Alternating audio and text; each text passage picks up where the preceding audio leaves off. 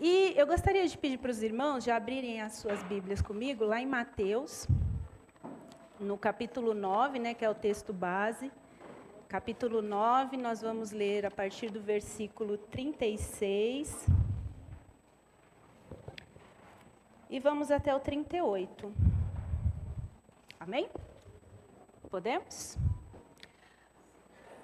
A palavra do Senhor nos diz assim, e ainda essa semana, né, só até os irmãos poderem ir achando também, ainda essa semana, todo mundo ficou doente em casa, menos eu, né, o Senhor guardou, já tinha dado um atestado no pastor Moisés, mas aí tive que voltar atrás e falar, não, vamos, eu consigo estar no domingo, mas o Silvio ficou muito ruim, as crianças ficaram muito ruins, aí a gente chegou a fazer teste de Covid para ver se estava tudo bem, graças a Deus era só gripe mesmo, mas uma gripe realmente muito forte. Então, para quem está voltando nas escolas, né, na vida social aí, um pouco de cuidado ajuda bastante, porque esta gripe é uma gripe realmente bem diferenciada, bem forte, e como a gente está em meio, né, ainda a questão do Covid, ele parece até muito com a Covid, porque a pessoa fica muito debilitada, muito ruim. E faz muita diferença os cuidados aí para a gente se manter bem forte, saudável, porque realmente é uma gripe muito forte. Vamos lá. A palavra do Senhor nos diz assim: E vendo as multidões, teve grande compaixão delas, porque andavam cansadas e desgarradas, como ovelhas que não têm pastor. Então disse aos seus discípulos: A seara é realmente grande, mas poucos os ceifeiros. Rogai, pois, ao Senhor da seara, que mande ceifeiros para a sua seara. Esse mês, a nossa igreja, né, adotou aí o tema Eu Me Importo. E aí, quando o pastor Moisés conversou comigo, eu falei assim, bom, vamos lá. O que significa? Primeiro, vamos entender, né, o que significa a palavra importar. E aí, né, buscando todo o significado, vamos primeiro pelo importar, né? Depois a gente vê como ela se flexiona aí nessa frase, eu me importo. Mas, num primeiro momento, o que significa a palavra importar? Então, etimologicamente, olha que bonita essa palavra, etimologicamente falando, né, mas assim, no contexto, o que significa essa palavra? Essa palavra, ela vem do latim, importare, e significa trazer para dentro, importar. E como verbo, né, porque é um verbo, importar, eu importo, tu importas, como verbo, ela tem várias flexões e da forma que você usar, ela pode ter um significado, né? uma variação diferente aí. Seja como verbo intransitivo, seja como verbo pronomial, seja como verbo transitivo direto, indireto e por aí vai, né? Então, a gente está falando aqui de como esta palavra pode ter várias flexões e como ela pode ter diferentes aplicações. Sendo que uma delas, e é a que a gente vai se deter hoje, onde a gente vai parar hoje, é no verbo pronomial, que significa dar importância a e fazer caso de. Então, sempre que a gente quer falar assim, nossa, você é importante para mim, então eu posso dizer, eu te considero. Isso, geralmente, quem bebe e passou já do ponto, sempre usa essa frase, né? Você sabe que eu te considero pra caramba, né? Então, sempre vem essa frase da consideração. Você é importante, né? E o fazer caso de e dar importância a. Essa vai ser hoje a nossa parte, né? Onde nós vamos nos ater, onde nós vamos nos concentrar. E como qualquer verbo, sugere ação. O verbo é uma ação, né? Sempre quando eu tenho um verbo, sugere que eu tenho um movimento, eu tenho uma ação, alguma coisa acontece. E se importar com o outro é o movimento de trazer para dentro, né? Como se fosse o movimento de importar produtos para dentro do país. Então, eu busco alguma coisa fora do Brasil e trago. Então, eu importo, eu trago algo para dentro. E aí, quando nós falamos, eu me importo com você, é mais do que sentir compaixão, é mais do que se colocar no lugar do outro, é mais do que sentir na pele o que ele passa. Tudo isso, né, sentir na pele, me colocar no lugar do outro, ter compaixão, é só o começo, quando eu digo, eu me importo. Né? Há um tempo atrás, isso lá em 2016, mais ou menos, todos nós temos dias difíceis, né? Momentos que, às vezes, alguns usam como a noite escura da alma. Nós temos nossos momentos de aflições, nossos momentos difíceis.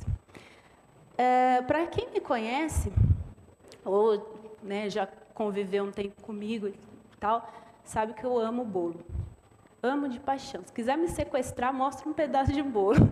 Se vier acompanhado de um copo de café com leite, então eu estou indo embora. Gosto muito de bolo. E eu estava nesse momento da noite escura da alma, né? Um momento de angústia mesmo, né? De tristeza. E eu lembro que não tinha comentado nada, não tinha falado nada com ninguém.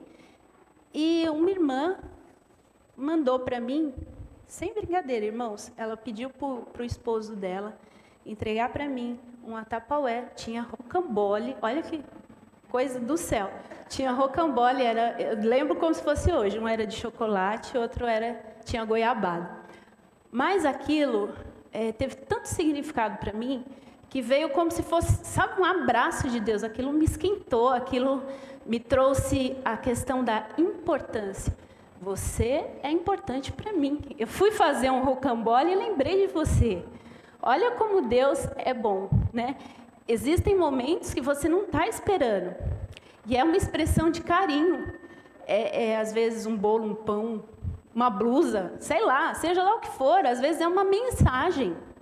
Às vezes, é um telefonema. Porque hoje em dia, em terra de WhatsApp, rede social, quem recebeu uma ligação se considera importante, porque ligação é uma coisa fora de contexto, né? Então, receber uma ligação, olha como isso é importante, né? Como isso, às vezes, é tão pequeno e você não sabe como você pode acrescentar na vida de alguém. E quando a gente vai pegando ainda esse tema, né? Eu me importo. Há muitos anos a humanidade vem vivendo aí a situação de normalização do caos, né? Então tudo é normal. É normal a violência. Você vê, parece que assim a pessoa vê uma cena de violência na televisão, no dia seguinte alguém faz algo muito pior.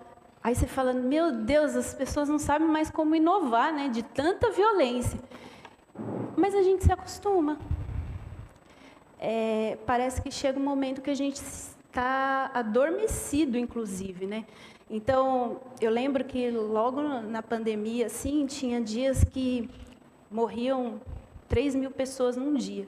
Irmãos, quando teve aquele acidente com o avião ali no aeroporto, ali próximo na região de Jabaquara, morreram 200 pessoas. E a gente ficou, 200 pessoas, quanta gente, meu Deus, né? Aquela comoção.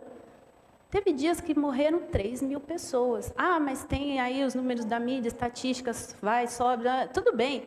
Que tenham sido 300 pessoas, né? Vamos pegar, que tenham sido 50, é muita gente. Mas a gente está numa normalização do caos, que tudo isso parece uma coisa assim, a violência, a degradação moral, a degradação,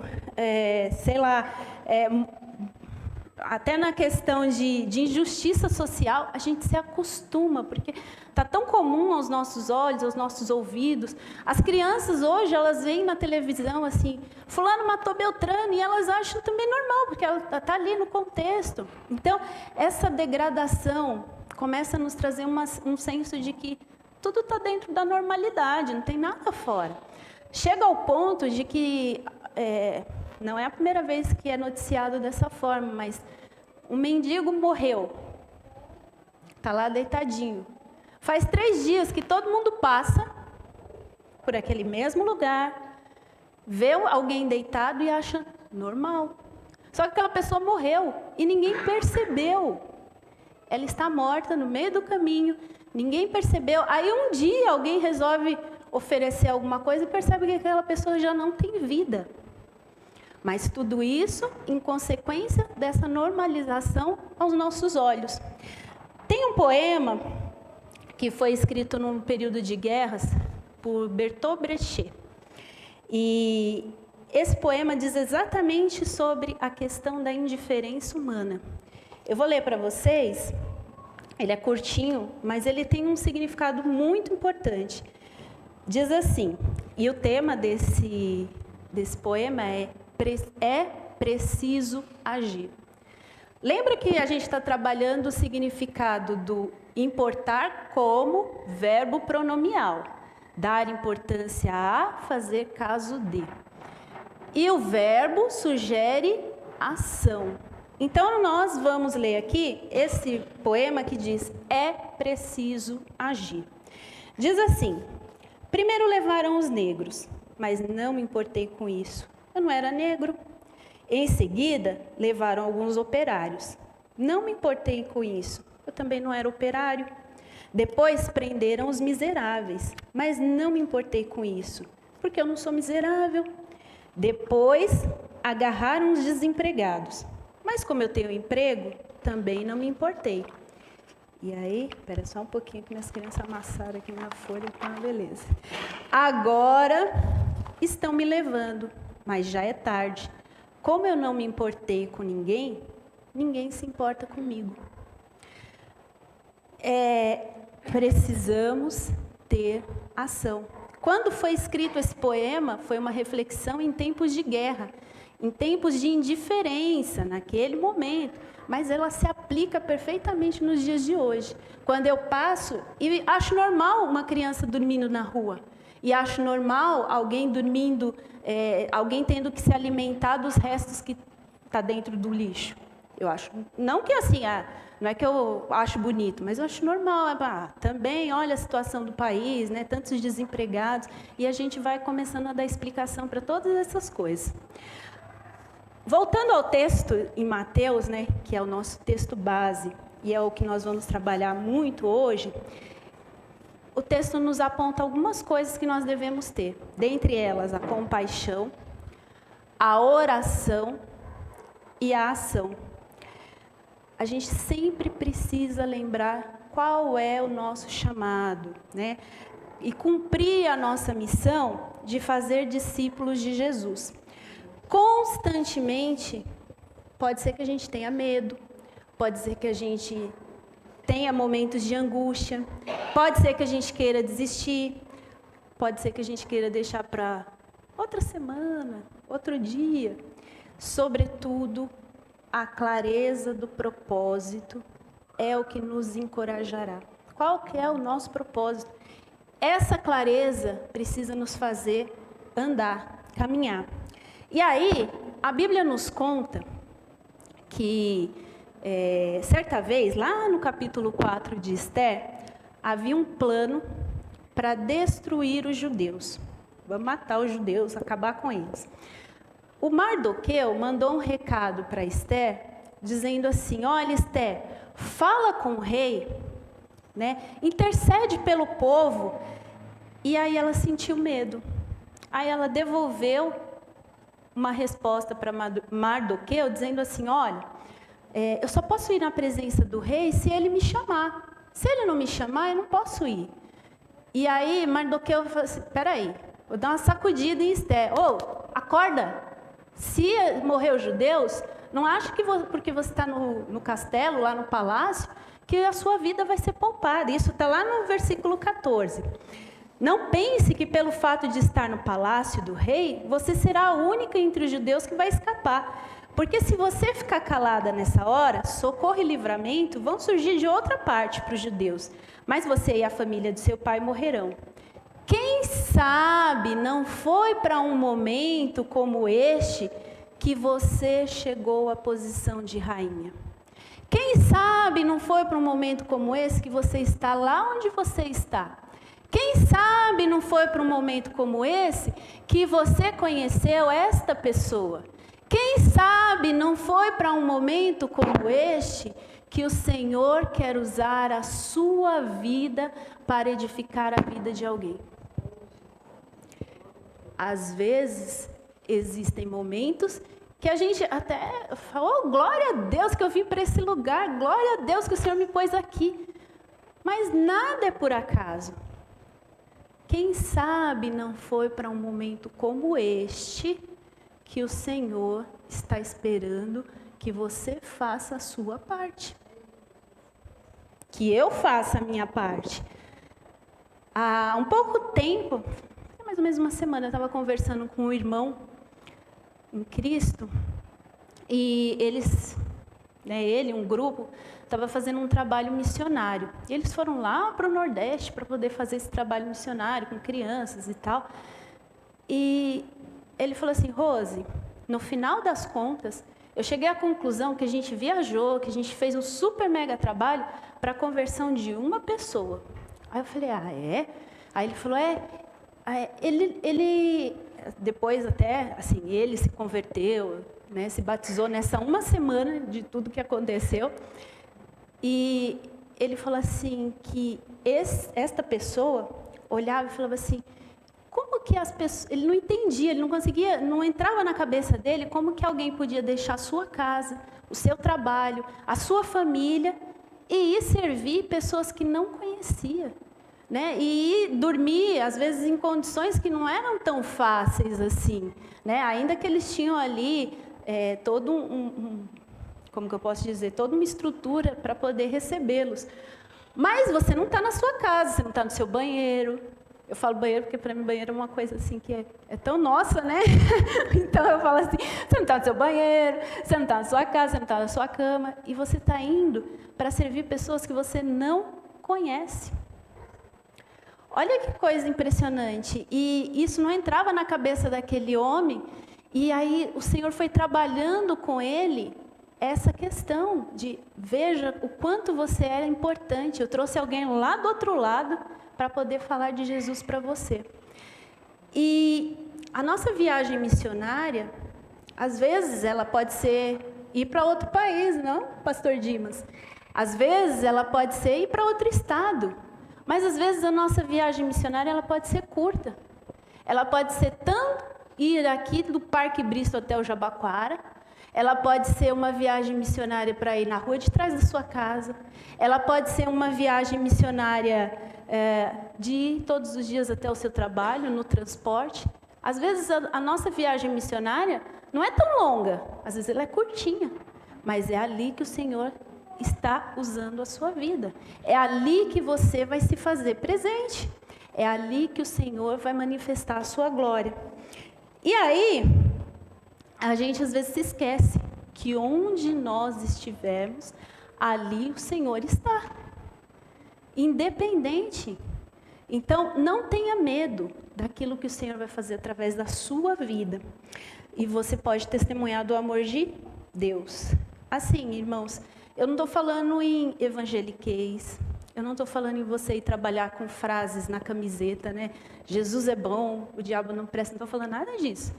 Eu estou dizendo que muitas vezes pelo seu comportamento, pela sua ação, é onde você vai ganhar algumas pessoas. Porque me parece que as pessoas estão cansadas de tanto blá blá blá, né? Fala-se tanto e se faz tão pouco, né? E se demonstra tão pouca diferença. Então, onde nós demonstramos a nossa diferença? Quando você não está no emprego dos seus sonhos. Quando você está no meio dos seus amigos que, às vezes, eles adoram falar vários palavrões e, às vezes, até incentivam você a falar e você não fala. Quando você não fala, não é por uma questão, eu acho feio. Não, você não fala porque você tem temor a Deus. Quando a traição, né, não é uma coisa comum para você. Quando você não se utiliza da sensualidade para conquistar um relacionamento.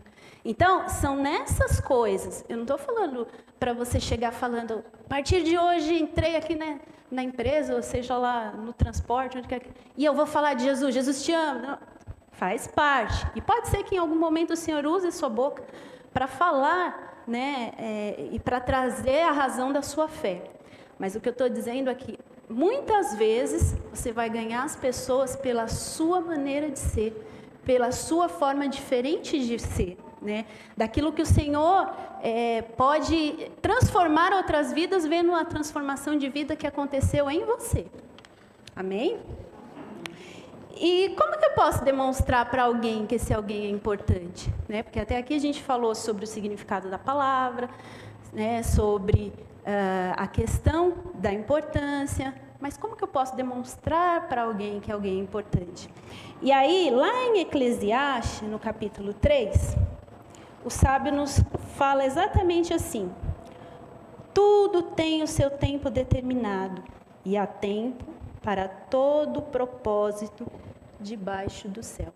E aí ele continua o texto falando várias coisas: há tempo de nascer, há tempo de morrer, há tempo de matar, tempo de curar, tempo de edificar. E o Senhor nos chama para um tempo de curar, um tempo de edificar, um tempo de ajuntar as pedras, né? Porque muita gente ficou no meio do caminho, veio a pandemia, mas muita gente ficou no meio do caminho, seja porque desenvolveu uma ansiedade, seja porque achava que não gostava muito de pessoas e com a pandemia teve certeza que não gostava e resolveu ficar em casa. Seja porque descobriu outras coisas que são legais, né? E aí ficou no meio do caminho. E a gente talvez não percebeu, né? E é este o momento que o Senhor nos chama para dizer: é tempo de cura, é tempo de edificar, é tempo de ajuntar as pedras.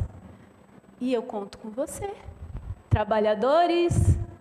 Só que assim, ai meu Deus, agora eu tenho a escola da criança, eu tenho a festa junina da criança que eu não fui, né? Eu tenho outras, a agenda encheu de compromissos. O sábio aqui está nos dizendo: libera tempo. Há tempo para todo propósito debaixo do céu. Libera tempo, a sua agenda, né? Agora a gente precisa começar a voltar. Trabalhadores, vamos voltar. Está na hora, reserva tempo, tem que buscar as ovelhas perdidas. As ovelhas estão aí. Eu conto com vocês. E aí, lição de casa, né? Vamos lá, a lição de casa. Pensa agora em alguém ou algum ministério que você possa ajudar. Pensa alguém que você percebeu que não voltou depois da pandemia. Ó, gente, eu já voltei, tá? Não precisa daquelas, né? Eu estava demorando, mas voltei. Mas é porque tinha um monte de criança que se fica doente. Meu Deus do céu, essa semana só Jesus na causa. Voltando, então, pense em alguém que não voltou, né? Você sabe que não está vindo. Tem essa preocupação. Pense em um ministério. A semana retrasada, a Viviane veio ministrar a palavra do Senhor e disse: precisamos de professoras. Talvez a nossa irmã missionária Sueli, a nossa irmã Inês, né, a Roseli e tantas outras irmãs estão falando assim: precisamos de ajuda, né, aqui no Ministério das Irmãs, no Ministério de Louvor, né, no som, tantos lugares. Começa a pensar aí, onde que eu posso ajudar, onde eu posso ser útil. E comece a orar. Que estratégia que o Senhor vai me dar? Como que eu posso abordar essa pessoa? Como que eu posso chegar nesse ministério? Como que eu posso reservar um tempo? E comece a colocar mão na massa. Anote, olha, Senhor, eu vou fazer um propósito com o Senhor. Qual que é o propósito? É assim, ó. Eu vou dar aula uma vez no mês, 2 vezes no mês. Mas eu não estou falando de quem já está ali na atuação, não. Estou falando de quem não está. Né? Então, assim, qual que é o meu propósito? Eu vou nesse, sei lá, 1 aula no mês, 2 aulas no mês. Eu vou fazer 2 visitas, né, a cada 15 dias. Eu vou mandar uma mensagem por semana. Mas qual é o tempo que você vai reservar para isso? Qual é o tempo da sua agenda que você vai dedicar para buscar as ovelhas perdidas? E se você optar pela visita, né, só fazendo aqui um parêntese, se você optar por fazer visitas, tenha cautela, nunca vá sozinho, né? Procure combinar horário para que seja bom para ambas as partes. Se você não tem experiência, procure alguém que tenha, né? Então, são cuidados que a prudência é a arma do justo. São cuidados que a gente precisa ter, se você optar por fazer visita. Se não for a visita, então procure outra forma. Como que eu posso ajudar? Às vezes é um bilhetinho. A Aline, que é a minha mais velha, ela tem uma coisa que ela faz desenho, o rabisquinho dela lá, e aí assim, ela vê alguém que ela acha que aquele desenho vai alegrar o dia daquela pessoa, ela entrega. Ela já prometeu aquele desenho para 200 pessoas. Ela esquece e entrega para aquela pessoa. Eu não sei, às vezes é um desenho, às vezes é uma mensagem, às vezes é um bolo, às vezes é um pão, eu não sei. Mas como você pode abordar alguém e mostrar que ela é importante para você? O quanto ela tem feito falta aqui na comunidade? Ou como você pode ajudar aí nesse ministério que você está vendo, que precisa buscar jovens, adolescentes, né? Os irmãos planejaram um café da manhã. Talvez você pudesse ter ajudado, trazendo alguma coisa, ajudando na organização. Então, todas essas coisas, nós mostramos que alguém ou algo é importante. É na ação. Não é assim, Senhor, abençoa lá. Também faz parte. A oração faz parte. Mas e a ação? Né? Cadê o seu movimento? Cadê suar a camisa? Faz parte. E a gente precisa. E aí, irmãos, às vezes, né, e para aqui também eu já me encaminhando para o fim, às vezes a gente também se perde do que importa. Como assim? Eu estou falando aqui de importância, eu estou falando de como você pode demonstrar para o outro que ele é importante, mas às vezes na nossa caminhada nós nos perdemos do que realmente importa. E o que realmente importa? A sua Bíblia deve ter aí mais de 1000 páginas.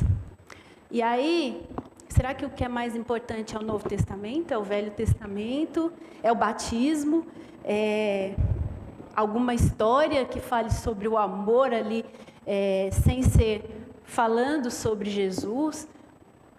O que importa? E aí tem uma história que eu gosto muito, que eu sempre usava com as crianças menorzinhas, mas ela tem tanto significado, tanto conteúdo, que cada vez que eu leio ela ou que eu me debruço sobre ela, eu aprendo algo. E essa história fala sobre 3 árvores. Quem já ouviu, tem a oportunidade de ouvir de novo, e quem nunca ouviu, vai ouvir hoje, né, pela primeira vez. Então, existiam 3 árvores na floresta. E elas ainda eram pequenas, eram arbustozinhos, né, pequenininhas.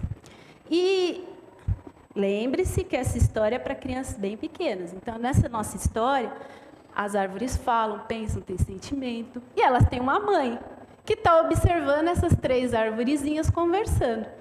E essas arvorezinhas falavam assim, o que você quer ser quando crescer? Eu quero ser o berço de um grande rei. E você? O que você quer ser quando crescer? Eu quero ser um navio. Mas um navio que possa carregar assim, muitos tesouros, muita coisa de valor. E você? Eu quero ficar aqui mesmo na floresta, apontando para o céu e mostrando para as pessoas onde está Deus. E aí, passaram-se os anos, a árvore mãe ouviu tudo aquilo e guardou em seu coração. E o tempo passou, as árvores cresceram, se tornaram grandes árvores. E chegou o dia do lenhador subir até onde elas estavam e cortou a primeira, aquela que queria ser um grande berço. Só que aquela que queria ser um grande berço se tornou palha. E ela ficou triste e falou assim, meu Deus, não é isso que eu sonhei para mim. Eu não queria ser palha, eu queria ser o berço. Lembra? Berço de um grande rei, o senhor entendeu tudo errado. Agora, eu estou aqui nesse estábulo cheio de bichos Como que eu vou ser o berço de um grande rei? Eu sou palha, né? Ninguém vai usar isso para fazer um berço.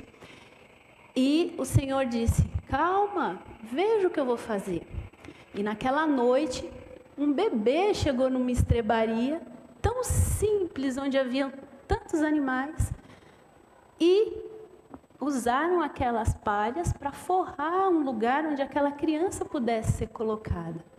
E aquela arvorezinha entendeu que naquele dia ela era o berço de um grande rei, do Deus encarnado, do Deus que veio como menino. E ela falou, nossa, obrigado Deus, porque o Senhor fez mais do que eu queria, mais do que eu pensava.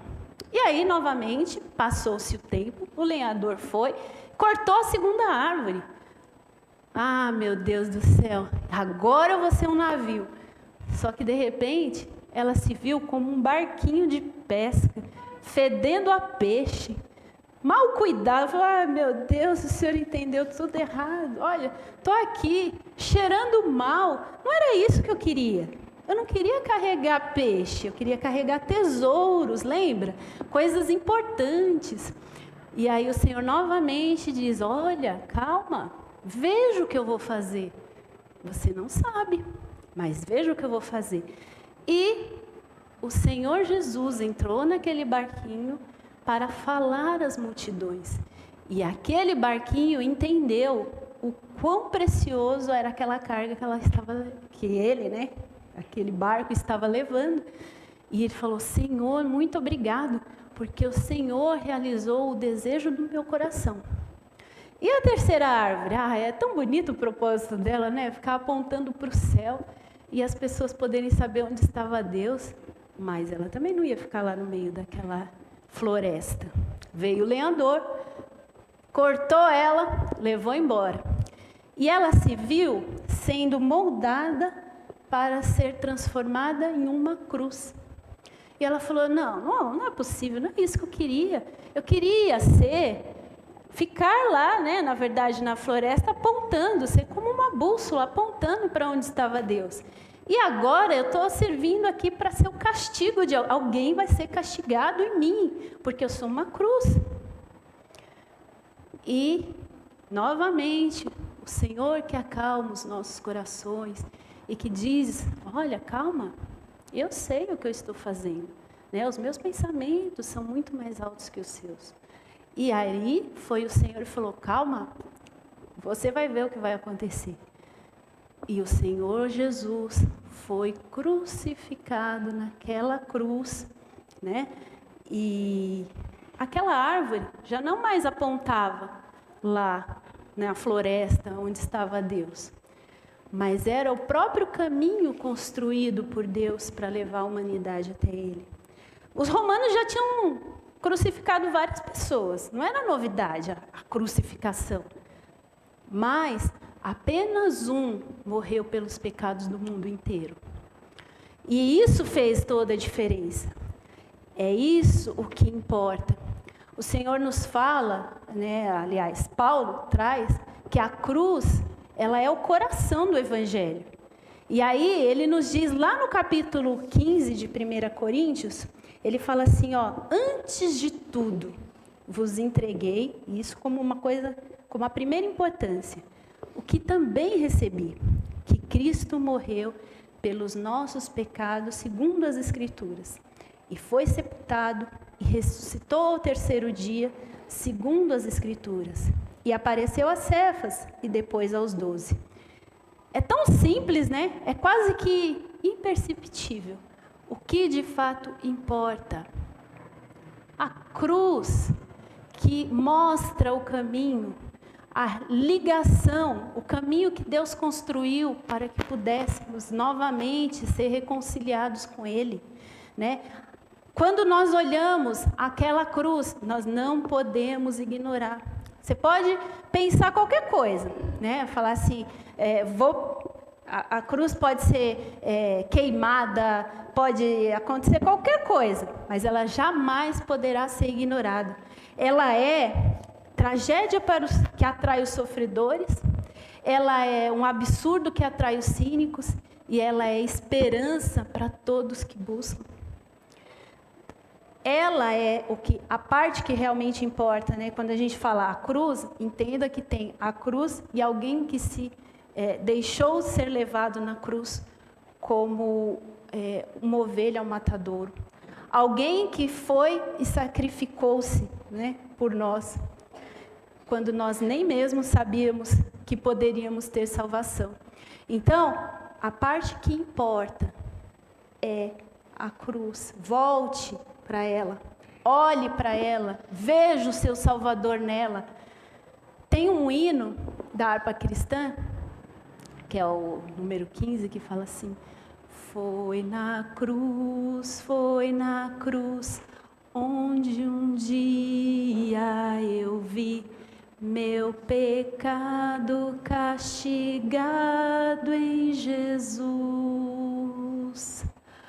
Foi ali pela fé que os meus olhos abri e agora me alegro em sua luz. O Senhor te trouxe hoje aqui e te leva novamente a olhar para essa cruz. Olhe lá, busque força, renovo. E saia de lá e vá contar isso para outros. Os seus pecados foram castigados em Jesus. E ali, pela fé, os seus olhos foram abertos. E hoje o Senhor te traz novamente aqui, para que você abra novamente os seus olhos, para que você enxergue que você também foi buscado, né, como uma ovelha perdida. Ele te buscou, Ele verteu seu sangue, Ele te purificou, Ele te santificou, Ele te salvou. Então, meus amados, é hora, é tempo de cura. Cura para nós também. Todos nós estamos precisando. Quem aqui não sentiu medo? Quem aqui não se viu em dias angustiados? Né? E às vezes olhar e falar assim, meu Deus, né? Qual é a solução para tudo isso? Nós estamos aqui. Nossa cabeça precisa olhar e mirar o céu. E nós precisamos trazer o máximo de pessoas para essa realidade, para aquilo que nós, né, desejamos que elas também vivam. Essa é a importância que nós vamos dar a elas, de que elas também podem se chegar a esse Salvador e que nós podemos ser esses mensageiros que vão levá-los e mostrar, olha aqui, há salvação para você, há salvação para nós. Eu convido você a ficar em pé nesse momento. E a gente vai aproveitar, a gente canta de novo esse trechinho e a gente vai entrar na oração. Prepara o seu coração e deixa o Senhor, né, falar com você. Qual a estratégia, quem você vai abordar, quando você vai abordar e como você pode ajudar. Vamos lá? Foi na cruz, onde um dia eu vi meu pecado castigado em Jesus. Foi ali pela fé que os meus olhos abri e agora me alegro em sua luz. Foi na cruz, onde um dia... Deixa o Senhor ir te visitando agora, meu irmão. Deixa que o Senhor vá visitando o seu coração, a sua mente, tirando a ansiedade, tirando toda essa expectativa que está te angustiando. O Senhor sabe o que é melhor para nós. E agora me alegro em sua luz. Senhor, estamos aqui nesta manhã e te louvamos, ó Deus, porque o Senhor nos viu, porque o Senhor nos enxergou. E como uma mãe tão carinhosamente, ou como um pai tão carinhosamente, nós podemos ouvir o Senhor dizendo, vem menino, vem menina, eu continuo com você, eu continuo te vendo, eu continuo sabendo quem você é, eu sei o seu nome, eu sei o que você tem sentido, eu sei o que você tem passado, e eu quero te renovar nesta manhã, Senhor amado, que o Senhor possa nessa manhã visitar os nossos corações, que o Senhor possa nessa manhã abrir a nossa mente para algo novo, para aquilo que o Senhor quer, Pai, para as nossas vidas. Desperta os nossos ministérios, aquilo que nós podemos fazer com as nossas mãos. Senhor amado, sabemos que o Senhor distribui os dons a todos nós, e cada um de nós pode ser usado de forma diferente, em local diferente, com a nossa própria linguagem, mas alcançando pessoas que precisam ouvir de nós, que precisam conhecer a Cristo e ser alcançadas através de nós. Senhor, aqui estamos, que possamos, ó Deus querido, não nos calar, mas que o nosso propósito nos encoraje a seguir, que o nosso propósito nos dê força e nos encoraje a olhar que se estamos onde estamos, é porque o Senhor nos levou até lá, é porque o Senhor nos dará condições de chegar onde chegamos. Senhor amado, nós colocamos aqui diante de Ti a nossa mente, os nossos olhos, a nossa boca, o nosso corpo inteiro, e Te pedimos, Senhor, nos usa. Que a nossa viagem missionária, seja ela longa, seja ela curta, mas que ela seja feita, que possamos ser, Pai, esse trabalhador, trabalhadores talvez da última hora, mas que o Senhor possa contar conosco. Aqui estamos, ó Deus, cura o nosso interior também e nos ajuda, Senhor, para seguir nessa missão. Em nome de Jesus nós Te louvamos e Te agradecemos de todo o coração. Que as palmas louvem o Senhor. Amém?